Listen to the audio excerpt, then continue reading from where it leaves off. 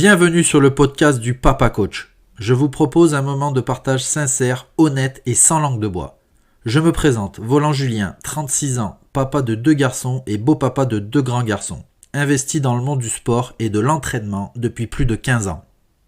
J'ai l'honneur de recevoir pour ce 4e podcast Antoine Pétavin, papa de 2 enfants et web entrepreneur.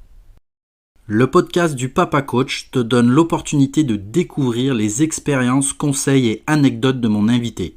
Nous échangerons dans cet épisode sur le rôle du papa, l'organisation professionnelle et familiale, les moments avec et sans les enfants, la place du sport dans l'éducation. Bonne écoute.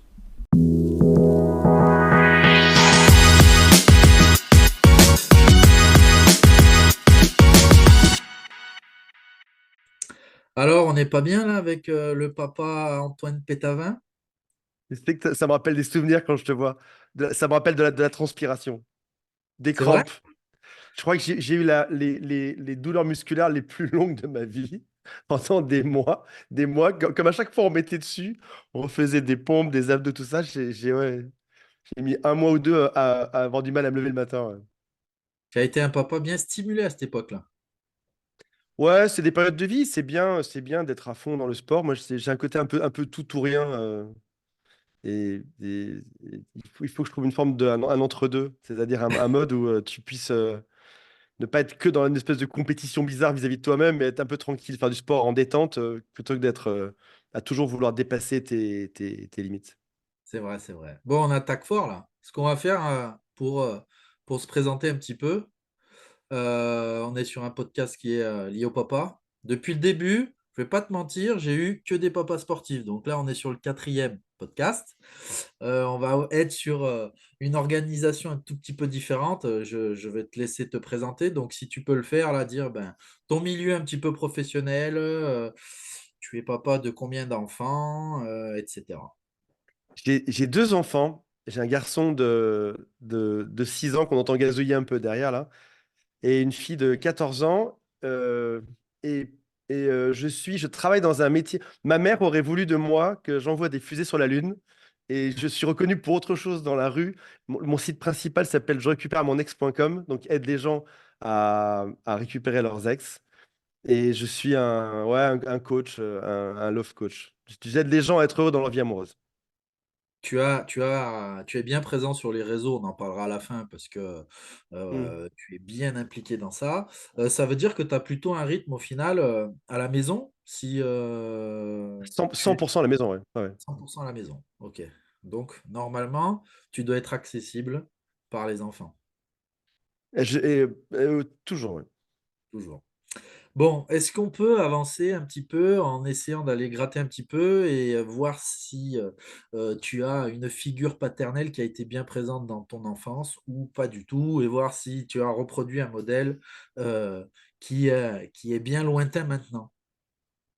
Avec plaisir, ouais. Donc papa était présent. Mon père euh, c'était un gros bosseur. C'était un mec un mec génial qui partait de pas grand-chose, qui a beaucoup, il est parti tout en bas de l'échelle dans sa société. Et puis, je dirais pas qu'il faisait le ménage, mais c'était pas loin. Il venait d'un monde où tu pouvais ne pas avoir le bac et monter de manière dingue et devenir le PDG du machin à la fin.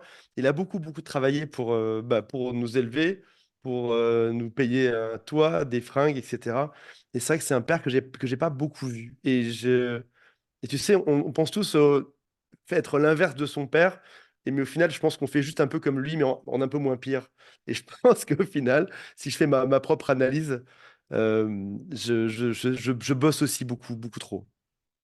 Tu bosses beaucoup trop, mais en étant à la maison au final. Après, voilà, hein, Mais c'est avec cet avantage que je suis à la maison. Là où lui était toujours absent, vraiment toujours absent, moi je suis à la maison. C'est mon point de différence. ok.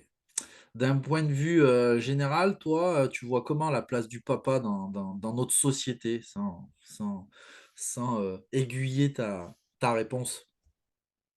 C'est une excellente question. Il y a un très joli dicton qui dit, tu me dis si on peut philosopher un peu dessus aujourd'hui ou pas. Tu Il y fais a, comme tu veux. On est entre papa, tu fais comme tu veux. Ça va. Il y a un très joli dicton qui dit ça prend un village pour élever un enfant. Et j'aime beaucoup cette image. L'idée on n'est pas suffisant seul pour donner le bon modèle à des enfants. Créer un enfant, ça prend 10 secondes. Enfin, on s'entend, ça dépend de qui on est, mais c'est une seconde ou une demi-heure, tu as réussi à mettre la petite graine au bon endroit. Mais par contre, pour l'élever, ça prend des milliers et des dizaines de milliers de gestes, d'habitudes, de façons de faire, de façons de parler, de façons de se comporter d'apprendre le respect de l'autre, d'être prêt à la vie. Le but des parents, c'est que ton enfant à 18 ans à peu près, enfin, selon les études, soit majeur, adulte, et sache gérer son truc. Et si dans le temps, ça prenait un village pour créer un enfant, on est venu à le village, c'est fini, il y a plus de village, il y a plus cette espèce de noyau social. On est juste devenu des familles seules, et même la famille aujourd'hui le modèle est complètement délirant. Et on n'a même plus cette famille. On est souvent une mère qui élève les enfants. Si tu divorces en dessous de 5 ans, c'est souvent la mère qui a un peu plus la garde que le père, souvent, pas tout le temps. Et du coup, tu as souvent le modèle, c'est le modèle maternel, qui est aussi à l'école, très souvent, pas tout le temps, c'est aussi une maîtresse. Donc il y a beaucoup de modèles féminins. Le rôle du père qui devrait être, on dit que le rôle du père, d'un point de vue symbolique, c'est celui qui coupe le cordon. Donc le rôle du père devrait être de couper le cordon. Tu sais, typiquement, l'enfant va faire du vélo, le père il le pousse un coup du pied pour que le gamin il y aille, il tombe, c'est pas grave. Là où la mère serait un peu plus prévenante, je fais des gros clichés, mais on est à peu près dedans. Là où la mère serait plus prévenante, attention mon fils, etc. Le rôle du père, c'est de couper ce cordon pour que l'enfant se lance dans la vie et n'ait peur de rien. Et donc on arrive sur des sociétés où tu fais à peu près de ton mieux en tant que papa, c'est séparé pour que ça se passe. Tu sens bien que l'enfant aurait besoin de beaucoup plus d'entourage ou de modèles pour que ça se passe. Et je t'essaye juste aujourd'hui, 2024, tant bien que mal, d'avoir à peu près ton rôle de père là-dedans, autant que tu peux, dans les limites de tout ce qui est autorisé, pas autorisé, dans tout ce qui est mouvement, dans tout ce que tu as le droit de dire, plus le droit de dire. L'homme est un peu plus brut à la base. Et attends, j'arrête de m'excuser dans ce que je dis. On va faire des généralités, des clichés. L'homme est un peu plus brut à la base dans ce qu'il fait, dans ce qu'il pense, dans ce qu'il dit. Il prend moins de gants, il y va. Et tout d'un coup, tu arrives dans une société où attention aux mots que tu dis, attention à la façon que tu as de faire le machin. Du coup, ton rôle de couper le cordon, il devient un peu plus compliqué. Tu sais plus exactement ce que tu as le droit de faire, dire, pas dire, d'enseigner à tes enfants ou pas. Ok, c'est puissant ce que tu dis, c'est puissant ce rôle-là de couper le cordon. Concrètement, on va dire que la maman aussi peut couper le cordon, mais Bien sûr. quand ça se passe hein, d'une manière que l'on connaît tous, hein, le papa et la maman, on a conçu notre enfant, à un moment donné, bah, la maman, normalement, elle a pris soin de le faire mijoter, et nous, on est là pour le lancer dans une nouvelle vie au final. Donc, Ouais. et on est aujourd'hui, je trouve encore, hein, je l'ai vécu quand les petits sont nés, mais pas mis de côté, mais on n'est pas perçu de la même façon. Et c'est pour ça qu'au final, j'essaye un peu de nous faire parler, les papas, parce qu'on a un rôle Mhm. qui est quand même ultra important dans l'éducation et puis dans ce lien à tisser avec les enfants. À mon sens, tu as 100% raison. À mon sens, cette année, le rôle du père est primordial d'arriver à le redéfinir. On a bien redéfini le rôle de la femme, le rôle de la mère, le rôle de la société, le mouvement MeToo, le mouvement féministe, tout a bien été défini de ce côté-là, bien cadré. Et d'un coup, tu arrives sur les mecs qui font, eh oh, nous, et nous là-dedans, qu'est-ce qu'on fait, à quoi on sert, comment ça marche? Et je pense que chaque femme qui écoute ça se dirait, eh les mecs, c'est facile pour vous. Alors que je pense que chaque homme qui écoute ça dirait quelque chose du genre, vous avez raison. Il y a un truc qui est pas si évident que ça pour nous en ce moment. Pas si évident que ça. J'ai eu des retours sur ça, hein, sur notre rôle au final, avec des papas qui me disaient, Tain, je me reconnais dans votre discours. Mais oui, c'est facile pour nous, hein, mais sur ce sujet-là, comme tu l'as dit, s'il doit y avoir une problématique et quand l'enfant est petit, au final, il est vite rapatrié vers maman. Donc on est Hmm. sur des généralités, mais ça peut faire mal. Et au final, tout ce qu'on est en train de dire, ça reste quand même pour des papas qui sont impliqués. Ça veut dire qu'à chaque fois que Bien j'ai sûr. pour l'instant demandé la parole, eh ben, sur des papas qui étaient impliqués, en fait, qui étaient là pour leurs enfants, qui aiment leurs enfants et qui veulent se battre pour leurs enfants. Donc c'est sûr que si ben, je suis papa, mais au final je m'en fiche, eh Hmm. ben, notre vidéo n'aura pas de sens. Bien sûr. Euh, Tu as dit du coup que tu es un papa séparé. Oui. comment tu gères cette situation? Parce que là, c'est une grande première pour ce podcast-là, de dire j'ai un papa qui est séparé. Comment il gère la Ah, ceux situation? Est-ce d'avant, que... ils sont et sportifs et ensemble. Et je suis vraiment Ouais, ouais, c'est ça. On va dire canard qu'ils sont boiteux, ensemble pour commencer, on va aller canard chercher le boiteux de la sport série après. d'interviews. Du coup, toi, tu les as à quel rythme, sur quel rythme, tes Moi, je les ai enfants? un week-end sur deux. Un week-end sur Voilà. deux. Ok, un week-end Et la sur deux. moitié des vacances. Et les moitiés des vacances. Donc, on est sur un rythme que certains papas divorcés peuvent connaître au final. Ouais, c'est ce qui s'appelait anciennement la garde classique. Lorsque les enfants sont jeunes, euh, alors ça a peut-être changé cette année. Je ne sais pas où on en est dans l'étude de la psychologie, mais moi, il y a 5 ou 10 ans de ça, quand les enfants avaient moins de 5 6 ans, on préférait favoriser à l'époque, hein, ça a peut-être complètement changé aujourd'hui, j'en sais rien. À l'époque, on préférait, il y a 5 10 ans, que la résidence principale soit à un seul endroit, qu'on les trimballe pas d'une semaine à l'autre, d'un endroit à un autre. Et donc, à l'époque, encore une fois, je sais pas comment c'est aujourd'hui, à l'époque, on donnait un peu plus la garde à la mère. Et ça peut se changer par la suite au passage, avec l'âge. Ok, ok. Mais c'est ce qui Euh, s'appelle la garde classique. Moi, de mon temps ancien, il y avait, je sais pas, 70 ou 80% des séparations qui se passaient comme ça, en tout cas. je, je, je sais pas, on ira chercher peut-être le développement de l'enfant un peu plus sérieusement sur ces âges critiques, là, quand on a 5 ans, ben, quand on est bébé, quoi. Euh, Donc, je pense on met avant tout l'enfant au centre de l'histoire, mais est-ce que l'enfant ne serait pas euh, plus stimulé en étant une semaine chez l'un, une semaine chez l'autre? Est-ce que c'est forcément négatif pour la famille, tu vois? Donc, ça, il faudrait peut-être aller On, chercher des spécialistes de l'enfant. on est sur des... En fait, on n'a pas réellement le recul de ça aujourd'hui, donc on reste sur des études. Avoir le recul sur quelle est la bonne garde pour un enfant. Moi, vraiment, j'ai bien précisé le contexte, hein, parce que si ça se trouve aujourd'hui, c'est différent. On n'a que le recul de l'existence du divorce. Alors, le divorce existe depuis 1900 et quelques, début des années 1900, mais les gens divorcent réellement librement depuis une génération et demie.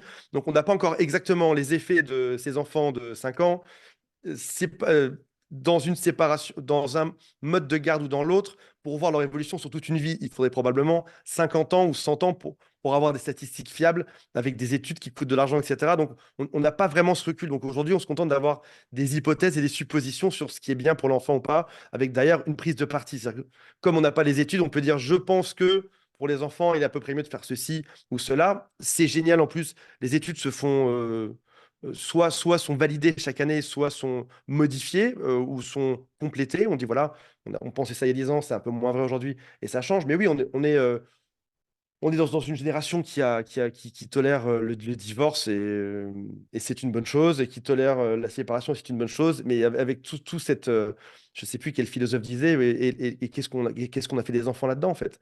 Et pourquoi est-ce qu'on n'en parle jamais? Parce que le sujet serait juste trop triste de se rendre compte que oui, on est libre, on fait ce qu'on veut, et dans plein de mouvements de dev perso, vis ta vie d'homme, vis ta vie de femme, fais ce que tu veux, chaque jour t'appartient, le monde est à toi, ouais, et tes enfants, quoi. Qu'est-ce qu'ils sont devenus là-dedans? Qu'est-ce qu'ils sont devenus là-dedans? Ils voient leurs parents une semaine sur deux, ils sont tristes, et comme le sujet est tellement triste, on finit par le mettre sous le paillasson, et on n'en parle quasiment pas, parce qu'on se rend pas compte qu'on est peut-être en train de détruire une génération entière de jeunes. Je Petit pense passage que dépressif de l'interview. Est-ce que les quatre d'avant étaient plus joyeux que moi? non, c'est pas ça, c'est que là, ça doit parler au final à tout le monde et ça peut aider tout le monde. Mais comme moi, dans une situation comme ça, sur un œil externe, je me dis, s'il y a de l'amour du côté de la maman, il y a de l'amour du côté du papa, au final, juste expliquer ben, ce concept-là de la séparation, de dire bah, papa et maman, ils s'aiment plus, ici, l'enfant est en âge d'écouter et de comprendre, entre guillemets, je pense que si l'amour est présent, et que c'est faisable d'un point de vue géographique, on dit bah voilà, papa une semaine, maman une semaine, Bien et puis sûr. je pense dans un développement sain, hormis toutes ces études scientifiques, Mais et t'as ça, raison. Et l'intelligence primera toujours, et la gentillesse et l'intelligence et la bienveillance primeront toujours. Il vaut probablement mieux deux parents séparés, avec de l'amour des deux côtés et de l'intelligence parentale dessus pour avancer, que peut-être même moi, je dis ça, mais mes parents sont géniaux, hein, Et ils avaient pas le choix, en fait. Mais peut-être que même moi, de mes parents qui étaient ensemble et mon père que je voyais pas. Donc, il vaut peut-être mieux encore avoir des parents séparés. Dans tous les cas, tant qu'il y a de la bienveillance et de la gentillesse, tu peux être sûr que tes gamins seront bien élevés. Et puis, c'est peut-être aussi leur montrer un autre modèle. Mieux vaut qu'ils aient un modèle de peut-être de deux parents qui se séparent et de deux couples et qui se reforment heureux que de rester avec un seul couple de parents qui serait malheureux, qui resterait ensemble pour de mauvaises raisons. C'est clair. Papa Antoine, il était comment durant les grossesses et les naissances? C'est une question qui est tellement dure, qui est tellement intime, mais je vais y répondre. J'ai été, si mes ex regardent cette émission, qu'elles me contredisent si c'est faux, c'est mon ressenti. J'ai été très prévenant pendant toute cette période de grossesse. Je trouve ça tellement beau, une femme enceinte, mais je trouve ça, je pense que on doit tous être pareil, c'est émouvant, c'est une petite chose fragile, tu as envie de la prendre dans les bras, enfin, petite chose. C'est une chose fragile que tu prends dans les bras, qui te donne envie de plein d'attention, plein de bonnes choses.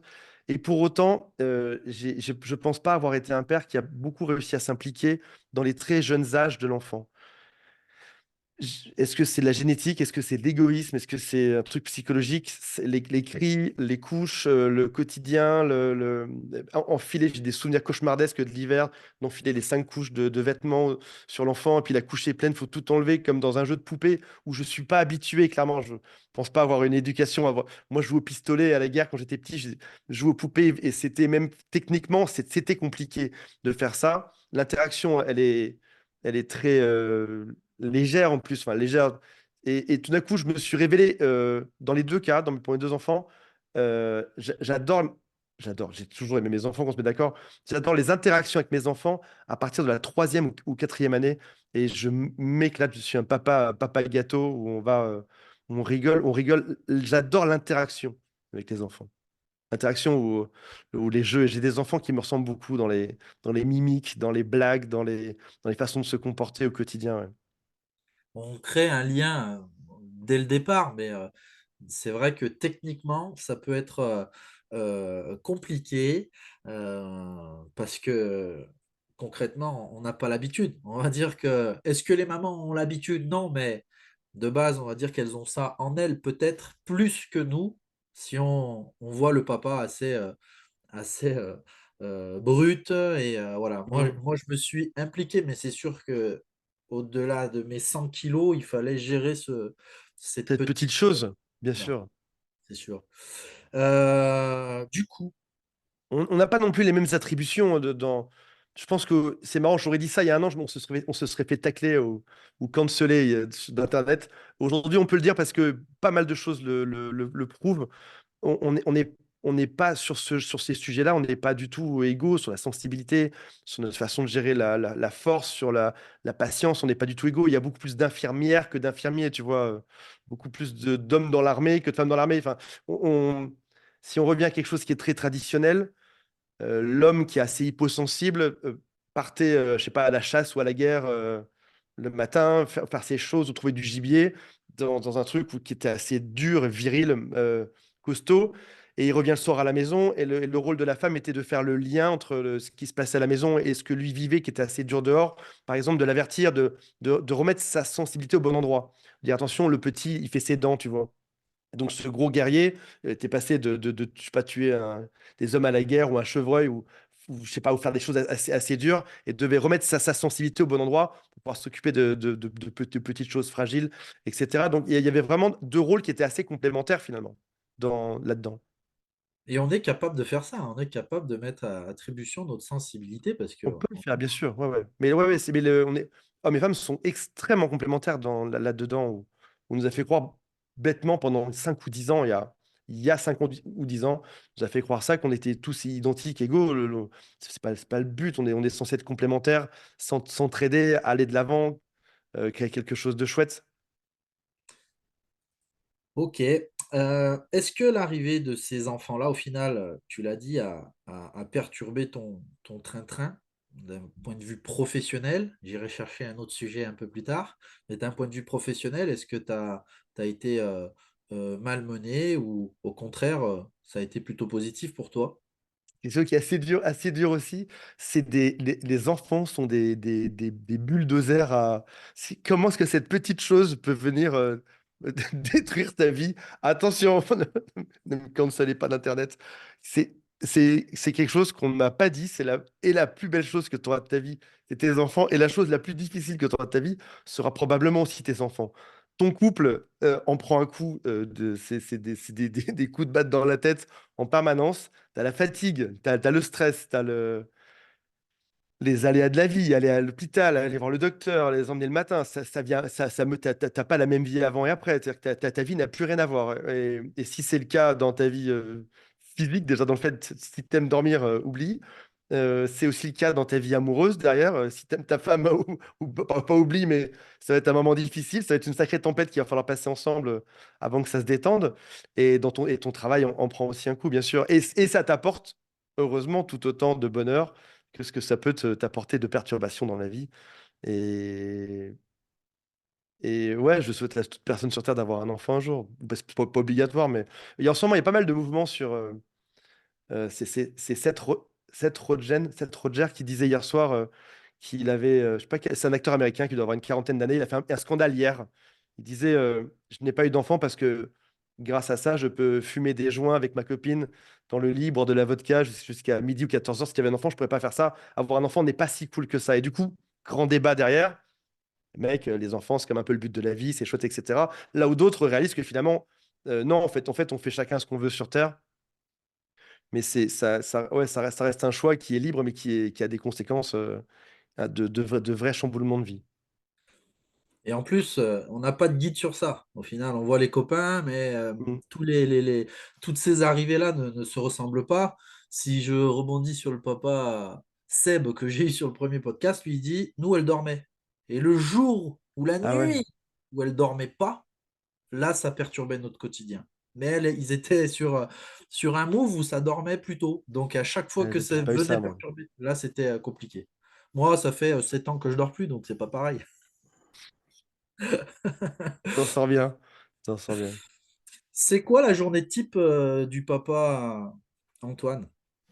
Une journée type Là, on est en avec le vacances. boulot et les enfants, voilà, en période de vacances. Là, on est en vacances. Comme c'est la crise, comme il y a une bonne crise financière en ce moment, bah, plutôt que de partir, je bosse à mi-temps. Donc le petit a des jeux, il s'occupe, je me donne des activités le matin. L'après-midi, on va aller faire je fais même pas de pub pour une marque en particulier. Il y a ces endroits où on peut sauter sur des trampolines dans tous les sens. Il adore ça, il peut y passer des heures. Donc je vais mettre dans ce brouhaha pendant 2 3 heures avec les cris dans tous les sens. Il adore ça. Il adore ça, donc c'est ça qu'on va faire aujourd'hui. Des fois, c'est des petits copains qui passent avec qui ils jouent ensemble. Et ça, c'est nos vacances, ouais. C'est très chouette. J'adore avoir de la vie à la maison. Du coup, t'as pas ce rôle-là de dire j'ai papa qui amène à l'école, etc., etc. Au final, Moi, j'ai pas ce rôle, non. ok. J'ai pas ce rôle. Donc, tu as un rôle là qui est vraiment que dans la qualité de dire à chaque fois que je reçois mes enfants, je dois, au milieu de ma contrainte professionnelle, essayer d'être le plus quali possible. C'est vrai, ouais. Ouais, ouais. T'as à la fois, c'est un rôle qui est un peu bâtard parce que t'as à la fois, je sais plus qui disait ça il y a pas longtemps, un psychologue disait, les mecs ont bon rôle là-dedans. D'un côté, c'est vrai que les enfants te voient que pour les bonnes choses, globalement, mais encore une fois, dans une espèce de grande règle de l'équilibre, tu perds aussi vachement dans la qualité du lien. Parce que je le vois avec les années, le lien de la maman devient démesurément plus fort que celui du père. T'as beau tout faire, hein. Si t'as qu'un week-end sur deux, t'auras jamais la même place dans son éducation, dans sa vie, dans sa tête, et tu resteras le mec qu'on voit un week-end sur deux, tu vois. Après ça, ça change avec le temps, et c'est des phases, c'est juste que selon les âges, c'est vrai qu'il y a des moments où tu aimerais être un peu plus présent. Ouais. Tu es, tu es présent, je pense, dans leur cœur au final, parce que quand ça se passe bien, ben voilà quoi, mais tu maintiens un lien, je suppose, au niveau des appels téléphoniques. Est-ce que tu as un rythme imposé ou c'est un peu quand vous en avez envie avec ton Ma, enfant? ma fille, je l'ai appelée tous les jours de toute sa vie. À chaque fois qu'on se voyait pas, on s'appelait tous les jours. On s'appelait longtemps en plus. Je racontais des histoires, on faisait les devoirs ensemble, etc. en visio. Aujourd'hui, elle est adolescente. Son papa, elle fait ça va. Ah, papa, je vais être tranquille. Elle préfère appeler ses copines aujourd'hui que son papa d'amour. Mais ouais, après ça, libre à toi de réinventer ton lien comme tu souhaites, selon l'enfant aussi. Ma fille adorait ça. J'ai un fils, il s'en fout. Il s'en bat total, hein. C'est. Il dit des gros mots d'ailleurs. Et Fasse attention. ouais, il fait, il a moins ce besoin, moins cette envie. Il fait ses Legos. Ben, le reste, qu'importe, il mange, il fait ses Legos. Tu vois, le reste. Après ça, ça reste insensible, mais il le montre un peu différemment. Du coup, tu essayes d'être moteur dans toutes ces activités. Ils ont leurs jeux, ils ont des jeux entre guillemets manuels, ils ont des jeux qui sont aussi en lien avec ça, je suppose, ou pas. Comment Bah, tu vois les choses, toi? euh, il y a. Comment est-ce que je pourrais dire ça? Tu les fous devant la télé? Ça peut m'arriver. Non, si je vais être totalement transparent, le but aujourd'hui, c'est pas que je fasse ma presse et ma pub ou que je monte sur moi, hein. Ça peut m'arriver de les mettre devant la télévision, ça peut m'arriver de me les mettre devant une application iPhone, parce que des fois, j'ai juste besoin de passer 1 heure d'appel avec avocat, comptable, banque. En client, des fois, enfin, il n'y a pas le choix, hein. Si je fais pas ça, on paye pas l'EDF et on dort dehors. Des fois, j'ai pas le choix, donc ça peut m'arriver. Et après, je trouve que c'est une génération, peut-être qu'on était les mêmes, qui change beaucoup de goût et d'envie. J'essaie d'être toujours un peu près à l'écoute de ce qu'ils aiment faire.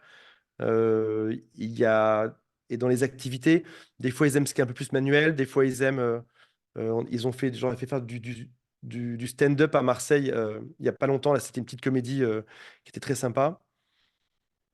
Ça peut être des ateliers de vraiment, vraiment plein de choses. Et la seule chose qui est très égoïste que je leur. Pas que je leur impose parce qu'ils aiment bien ça, je les fais cuisiner avec moi tous les jours. Donc tous les jours, midi et soir, on se met devant, on va choisir les ingrédients, les produits, on les renifle, on les touche, on donne le nom à tout. Et j'essaie de leur créer leur goût par rapport à ça. Qu'est-ce qu'ils aiment, quelles sont leurs spécificités, et leur faire découvrir que finalement on peut bien manger, ils ont chacun des goûts différents. Et ils en viennent à manger des choses qu'ils n'auraient pas forcément mangé, je pense, par défaut, parce que les enfants s'orientent toujours vers ce qui est un peu le plus gras et le plus calorique, mais du coup, ils apprennent qu'ils aiment plein de choses. Du coup, c'est plutôt cool ça. Tu n'es pas dans cette facilité-là de dire, d'un point de vue caricatural, de dire le papa, il a 2 jours dans la semaine, et au final, on va manger des fast-food ou des merdes. C'est-à-dire que tu tends vraiment à cette éducation-là alimentaire. Ouais, ça m'est venu moi un peu tardivement. Ça m'est venu après le Covid là, cette passion En fait, on avait le temps à l'époque, on était coincés à la maison, il n'y avait plus de restaurant, donc Vous ça m'est prenez venu même là. le temps de faire du sport, hein. Et on faisait du sport, ouais. On a fait beaucoup de sport. Et j'ai adoré ça, j'ai adoré ces moments. Et c'est des moments qui sont très conviviaux. C'est pas ma tasse, ça, qu'est-ce que tu as dans la main? Exactement. Et sur cette tasse, c'est marqué, c'est marqué, rien n'arrive par magie, c'est du travail acharné et de la persévérance. Et je la garde depuis toujours. Elle est Faudrait toujours que je m'en avec moi. refasse. C'était belle. Et ouais, c'est des moments, c'est des moments. Je pense qu'on a tous. Il n'y a pas une espèce de modèle au nouveau papa qui se demande comment est-ce qu'on fait. Il n'y a pas une espèce de modèle où on se dit, on va te dire, un papa doit faire ceci ou doit faire cela. On a tous des affinités avec certaines choses, que ce soit pour certains le sport, pour d'autres, j'en sais rien, la culture ou autre. Moi, j'adore la cuisine. C'est trouve un peu ton activité et trouve quelque chose qui soit un peu fédérateur autour de ça. Et tes gamins seront mais juste ravis de rejoindre, quelle que soit la chose que tu aimes, ils seront ravis de le rejoindre. Tu vois, des fois, on dirait une caricature. Tu as le papa qui aime, je sais pas, les motos. Tu as les petits qui sont en train de comparer les motos, etc. Les gamins, ils veulent juste créer du lien avec toi, ressembler à leur papa ou à leur maman et faire comme toi. Donc, ils seront, dans tous les cas, ils seront contents. Si tu leur parles de quelque chose avec passion, ils seront mais juste ravis de faire ça avec toi aussi. J'ai un papa qui m'a dit l'autre jour, il faut essayer de plus en plus, quand ils sont dans ce petit âge-là, de ne pas leur dire non. C'est-à-dire que lorsque ton enfant vient vers toi pour jouer ou pour te demander un truc, ou etc., et toi tu vas lui dire, bah non, j'ai ça à faire et tout, on verra plus tard. Le non, il peut être brutal. lorsqu'ils sont dans un âge où ils ont besoin de toi. Après, comme j'ai dit à un moment donné, toujours dire oui, c'est juste pas possible. Et leur apprendre, il dit, bah là, j'ai ce temps-là parce que je dois faire ça, et après, je prendrai le temps pour toi. Mais c'est sûr qu'au début, ils ne comprennent pas et on est là pour leur faire faire des choses parce qu'ils veulent créer ce lien. Ouais, C'est- c'est difficile hein, de créer les bonnes limites. Là-dessus, tu as raison, il y a un sujet qui est vraiment pas évident. Créer la bonne limite, mettre le non au bon moment pour ne pas être trop laxiste d'un côté, pas trop rigide de l'autre. Et j'encourage, moi, parfois, c'est marrant, je sais pas si tu as ça aussi, des fois, on a du mal à se rendre compte soi-même de l'endroit où on a mis cette limite. Et j'encourage parfois mes amis, s'ils sont à la maison pour dire quoi, à me dire ce qu'ils en pensent. Est-ce que c'est trop sévère, trop laxiste et ça fait des débats qui sont assez intéressants là-dessus. Chaque cas, chaque situation, je pense, peut être analysée, hein, mais d'un point de vue terrain, des fois, ils viennent me demander des choses, mais bon, ils sont un peu plus grands. Sandro, il a 5 ans et Pablo, il a 8 ans. Mais voilà, je dis là, bah, je dois faire ça. Je vais dire des bêtises, mais je dois vider le lave-vaisselle. Après, je Mm. dois créer mon poste un petit peu. Là, ça va durer 5 minutes. Et j'ai ça aussi à faire. Donc, ça veut dire que je repousse un peu sa commande. Donc, Ouais. ça, j'ai tendance à le faire un peu trop, mais je pourrais lui repousser sa commande en lui disant ben, fais ça en attendant voilà, sur ce jeu-là, ou le missionner, ou peut-être lui demander de m'aider à vider le lave-vaisselle, et comme ça au moins on passe ce temps-là, tu vois, mais je pense que chaque situation peut être analysée. Je suis d'accord avec toi. Je suis d'accord avec toi. Après ça, il y a les cools. Ça reste du bonheur avant tout. C'est rigoler. Les enfants sont des éponges à émotions, à ressentis. Donc, dans tous les cas, c'est y aller cool et puis voir ce qui se passe. Bien évidemment. Ouais. Papa Antoine, il fait quoi pour s'échapper? Parce que même s'il a ses enfants, au final, sur des périodes scolaires ou quoi, il fait quoi, il a quoi comme échappatoire? Même des fois, peut-être interdit, hein. Euh... je sais pas vers quoi tu m'emmènes, mais, mais, euh, il y a Ton moment à toi, en fait. Ton moment à toi de dire, moi ouais, je me j'ai. ressource beaucoup. Mais moi, j'ai ma grande stratégie. J'en ai deux. Alors, à court terme, mais c'est pas très bien. Parce que j'ai besoin d'une heure ou deux parfois dans la journée. On en revient sur la télévision ou écran, que ça m'arrive. Je veux juste être réaliste. Encore une fois, je suis pas là pour vanter un truc que je fais bien ou mal. Juste pour les nouveaux papas qui nous écouteraient ou décontractez-vous, ça va. T'as le droit. On est des humains. Ton enfant vivra. C'est pas très bien. Euh, on fait au mieux. On fait au Ça mieux va si bien on se a passer. une heure de télé par jour ou une heure d'écran. Ça va, tu survis. Après ça, je les incite, moi, pour ma part, à les mettre le plus possible dans des interactions sociales avec d'autres enfants. Lorsque les enfants sont entre eux, ils se gèrent entre eux, généralement. Donc, je peux me poser un peu et boire un café ou une tisane tranquillement, comme toi actuellement, là, Ouais, pour me relaxer et penser à autre chose. Mais ouais, souvent, les mettre ensemble et se révèle souvent être une bonne stratégie. c'est vrai quand quand tu as la possibilité de faire ça. Mais Mm. après, moi, je le dis et je le redis. Et au final, cette histoire-là, elle est née de nos années passées ensemble. Enfin, on n'était pas en couple, hein, tu m'as compris. Pas encore. On Pas encore. travaillait ensemble. C'est mon échappatoire un peu sur le cigare. Et en plus, c'est timé. Je sais que lorsque je me fume un cigare, j'en ai pour 45 minutes, 1 heure. Il est hors de question de fumer devant eux. Donc, je m'éloigne, je sors de la maison. Et j'ai ce petit moment-là où je pose mon cerveau et ça me fait du bien. Je le fais pas tout le temps parce qu'on l'a dit, c'est pas bon pour la santé, mais ça peut m'arriver 2, 3 fois dans le mois et c'est plutôt cool. Et je pense qu'il faut avoir ces échappatoires-là. On a le droit, même si on les a pas conçus, on a le droit de souffler. Oh, bien évidemment. Bien évidemment, parce que c'est ce qui fait ton équilibre et qui fait que tu es en forme derrière. Moi, il y a toujours cette phrase de Dev Perso, une vieille phrase qui disait lorsque l'avion tombe et que les masques d'oxygène descendent, d'abord mets-le sur le parent avant de mettre sur l'enfant. Parce que si le parent peut gérer la situation, il pourra sauver les enfants. Et je pense que, ouais, c'est même pas de l'égoïsme, c'est penser à son bonheur, à survivre pour pouvoir mieux gérer les enfants sera forcément une bonne chose par la suite. C'est clair. Papa Antoine, et le sport, on en parle ou pas? Il faut que Parce que tu as le il, temps. On a bien compris que tu avais, entre guillemets, Ouais, le temps. ouais, bien sûr. Sport, il faut que je m'y remette. Je vais te dire que j'ai besoin d'un conseil. C'est vrai, en plus, j'ai vraiment besoin d'un conseil. J'ai ces phases où on en faisait 6 jours sur 7 quand même à l'époque, hein. On était costaud. 6 jours sur 7, 1 heure de sport par jour. Et, euh, et à un moment donné, parce qu'à un moment donné, t'as plus je sais pas comment dire, la bande passante, plus l'argent, ou plus quelque chose, ou plus la motivation, tu vas plus dedans. Et reprendre s'avère être dur. Et c'est marrant, j'ai un peu ça dans les régimes aussi.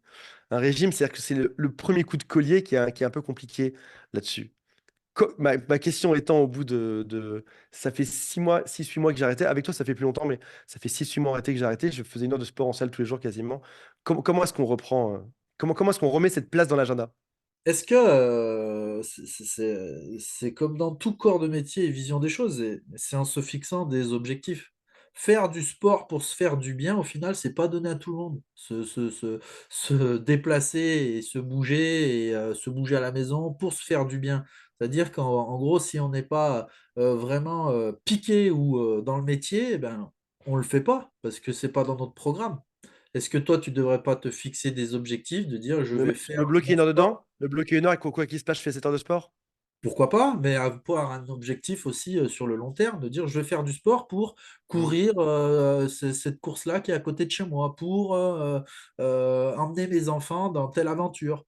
Tu peux maintenant, même si c'est l'histoire de 15, 20, 30 minutes, mais pourquoi pas bouger avec le petit ou avec Hmm. la grande à un moment donné.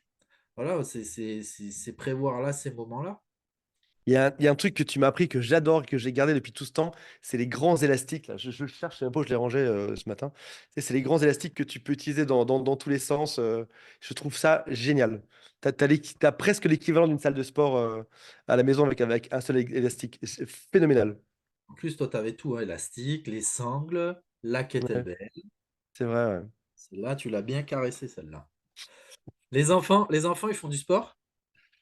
Les enfants, le petit en fait beaucoup, hein. Le petit en fait beaucoup. Il est La inscrit grande dans a un un souci club? de santé qui fait qu'elle peut pas en faire. Mais Ok, le petit en fait beaucoup. ok, Là, cet euh, après-midi, on se fait 2 heures de jump park. Ah, j'ai ok. cité la marque. Mais deux c'est heures pas grave, de saut sur les trampolines de cet après-midi, là.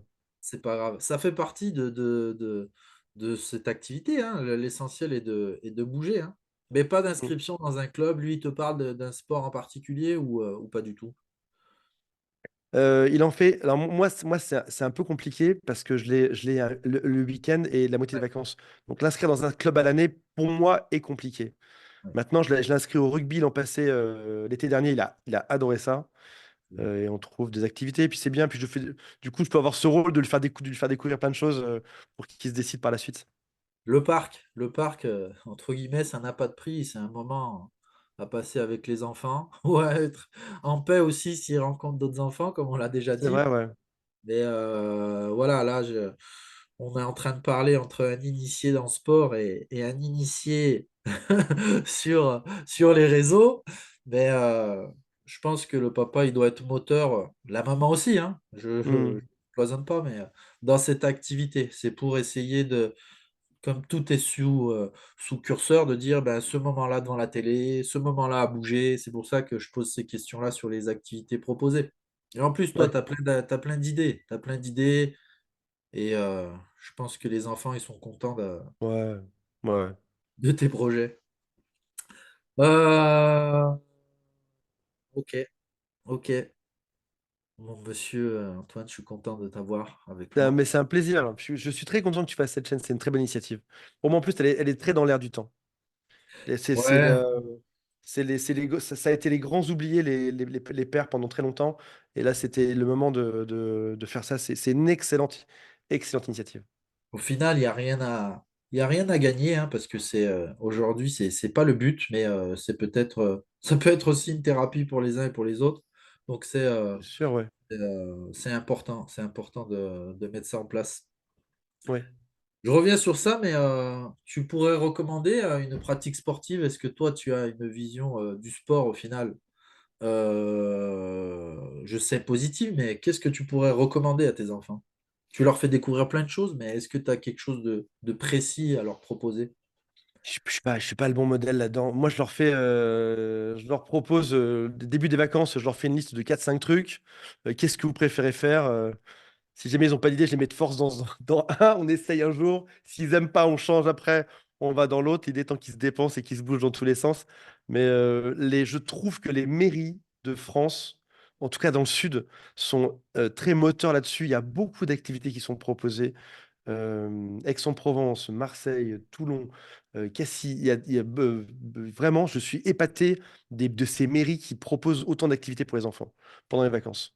C'est-à-dire que toi, des fois, leur donnes l'accès à des centres de loisirs et tu les laisses dans Ouais, ces c'est le centre de activités-là. loisirs ou c'est le. Là, l'été dernier, c'était le club de rugby qui s'ouvrait pendant une semaine. Où il y en a vraiment, mais de tout type, plein de types d'ateliers. Je trouve les mairies très, très bonnes là-dessus d'Anne-Amand. Et au final, je suis bien placé parce que je forme ces futurs éducateurs sportifs Ah et bah en c'est vrai plus, qu'au final, on revient bien sur ça, c'est proposer des coachs, entre guillemets, qui nous accompagnent dans le développement sportif de nos enfants. ouais. Est-ce que tu aurais un mot, toi, à donner, à dire aux papas qui nous écoutent pour, euh, pour clôturer ce bon Je, podcast?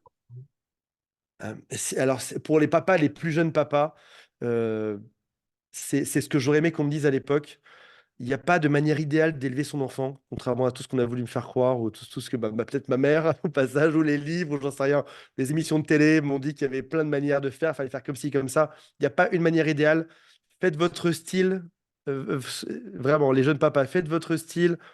Inventez-vous, réinventez-vous comme vous voulez. C'est vous qui décidez de la bonne chose qui sera faite pour vos enfants. Tant que c'est fait avec gentillesse, bienveillance et que vous leur donnez du temps, un enfant, il fera tout pour avoir ton attention, pour avoir un peu de temps avec toi. Si jamais tu fais déjà ça, tout le reste, que tu l'emmènes à la pêche, à la chasse, j'en sais rien, moto, rando, rugby, foot ou autre, passe du temps avec eux, rigole et tu seras déjà un excellent papa rien que pour ça. Pour des moments qualitatifs. Après ça, la bonne phrase à dire, le bon comportement, vas-y cool et rigole. C'est l'essentiel. Ouais, Merci beaucoup, Antoine.